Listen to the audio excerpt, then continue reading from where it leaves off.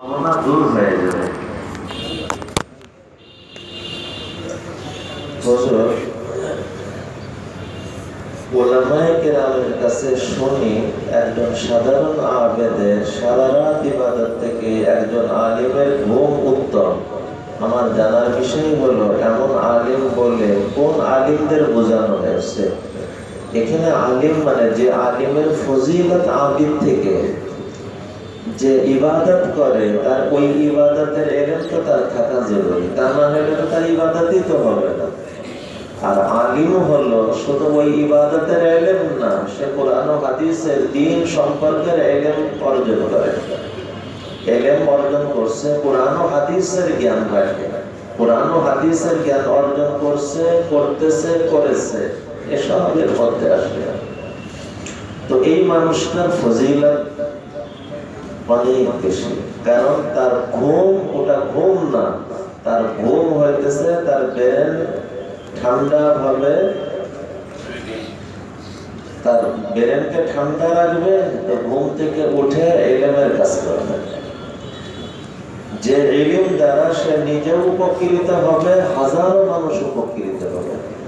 যে ইলম দ্বারা মানুষ শয়তান থেকে বাঁচবে, নিজেও শয়তান থেকে বাঁচবে, হাজার জনকে শয়তান থেকে বাঁচাবে। আর যে ইবাদতওয়ালা, সে শয়তান থেকে নিজেই তো বাঁচতে পারবে না যদি ওই আলিমের ইলমের সহযোগিতা না পায়।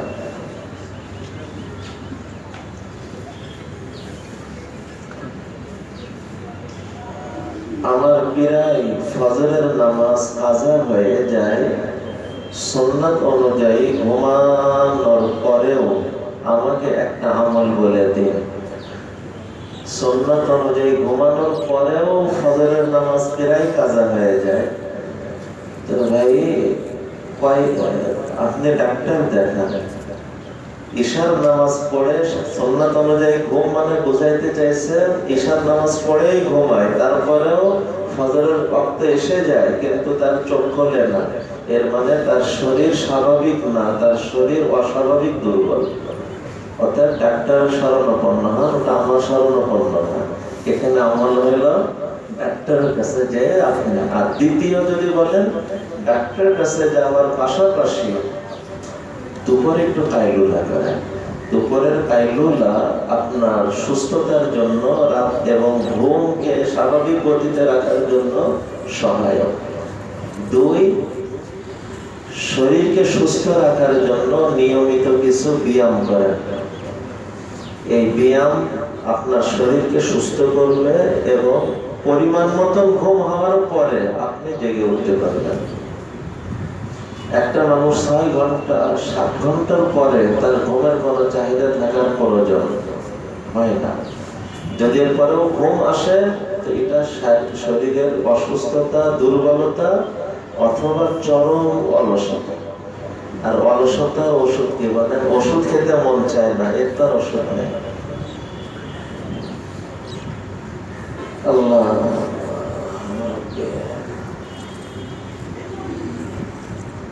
হুজুর, আমি তাহফিজুল কোরআন,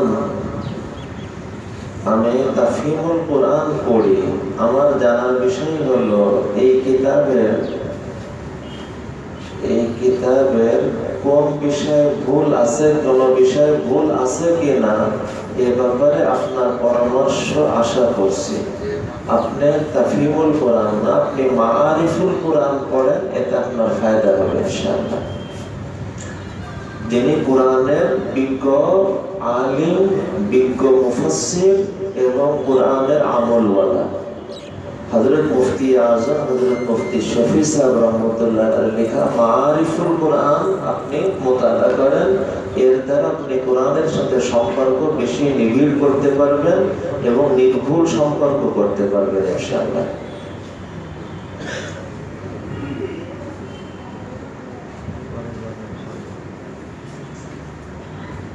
হযরত জামাতে ইসলাম এবং আহলে হাদিস ভাইরা তো দিলের কোনো ব্যাধি সম্পর্কে বলে না, শুধু কওমি আলেমদের বলতে শুনি। এর কারণ কি? ওনারা কেন বলেন না ওনারা বলতে পারবেন। আমরা কেন বলি এটা আমরা বলতে পারবো। আমরা কেন বলি তার কারণ হইল সরাসরি কোরআন বলতেছে নবীকে দুনিয়ায় প্রেরণের মৌলিক যে মাকসাদ তার মধ্যে একটা হলো ওয়ায়ুযাক্কিহিম, তাজকিয়া, দিলকে পবিত্র করা, কুফর থেকে, শিরিক থেকে, সবকিছু থেকে পবিত্র করা। নামাজ যা 2 নম্বর, অন্তরের যে আমলগুলি আপনি লক্ষ্য করেন, ইখলাস এটা কি জবানের আমল না হাত পার আমল? দিলের আমল। বিনয়, তাওয়াজু এটা কি জবানের আমল না হাত পার আমল? দিলের আমল। দুনিয়ার মহব্বত থেকে মুক্ত হয়ে আল্লাহর মহব্বত লাভ করা এটা কি জবানের আমল না হাত পার আমল? এবার বলেন, এই যে ইখলাস এটা কি নফল না সুন্নাত? ফরজ। অহংকার থেকে মুক্ত হয়ে বিনয়, তাওয়াজু করবেন, এটা নফল না সুন্নাত? তো একদিকে নবী দুনিয়াতে প্রেরণের মৌলিক মাকসাদের একটা হলো অন্তরকে পবিত্র করার মেহনত। 2 নম্বর, এই যে রিয়া মুক্ত, ইখলাস ওয়ালা অন্তর, অহংকার মুক্ত, বিনয়ের অন্তর অর্জন, দুনিয়ার মোহ মুক্ত, আখিরাতের ঝোঁক ওয়ালা অন্তর, এইগুলো তো সব ফরজ আমল। এই ফরজ জানা এবং দিলের মধ্যে বসানো। আমরা বলি না যে আমাদের সব অর্জন হয়ে গেছে, আমরা এতটুকু বলি অর্জনের মেহনতে লেগে আছে। আর এই অর্জনের মেহনতের নামই হলো আত্মশুদ্ধির মেহনত। নাম আপনি যাই দেন, কাজ মনে হলো, আত্মশুদ্ধি শব্দ উদ্দেশ্য না। অন্তরকে পবিত্র করা, সজ্জিত করা, এটা হলো উদ্দেশ্য। আপনি এখন বললো যে এর পথ পদ্ধতি কি, এর মৌলিক পথ পদ্ধতি হলো সুন্নাত।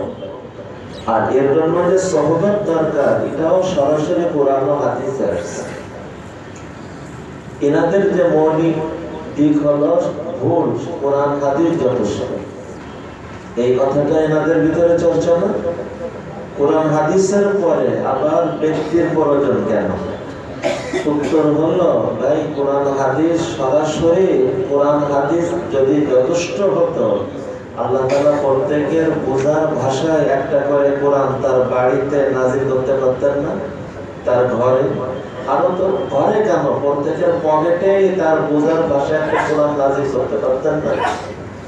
কিন্তু আপনি লক্ষ্য করেন, সেই হিদায়াতের প্রথম থেকে নিয়ে হিদায়াতের ধারা যখন থেকে শুরু হয়েছে, তখন থেকে এই ধারা এই দুটোকে সমন্বয় করে। আল্লাহর পক্ষ থেকে কিতাবও আসছে, তো আল্লাহর পক্ষ থেকে নবীও আসছে। নবী ছাড়া কিতাব আসে নাই, আর কিতাব ছাড়া নবী আসে নাই। কেউ বলতে পারেন কিতাব ছাড়া তো নবী আসছে। উত্তর হলো, কিতাব ছাড়া যদি নবী এসে থাকে, তো আগে আসা কিতাব নবীকে হাওয়ালা করা হয়েছে, অথবা ওই নবীর পরে জিবরিল আমিনের পক্ষ থেকে যে ওহী আসছে, লিখিত হোক আর জবানি হোক, ওটাই কিতাবের স্থান গ্রহণ করছে।